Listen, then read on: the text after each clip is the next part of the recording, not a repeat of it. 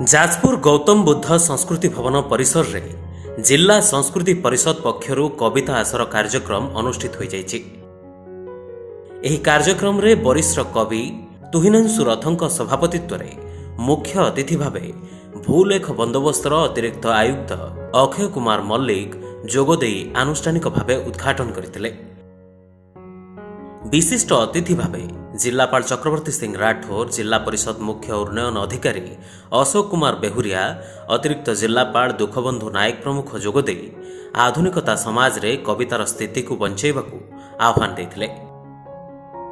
ଏହି ଅବସରରେ ଜିଲ୍ଲାର ବିଭିନ୍ନ କୋଣରୁ କବିମାନେ ଯୋଗଦେଇ ସେମାନଙ୍କ କବିତା ପାଠ କରିଥିଲେ।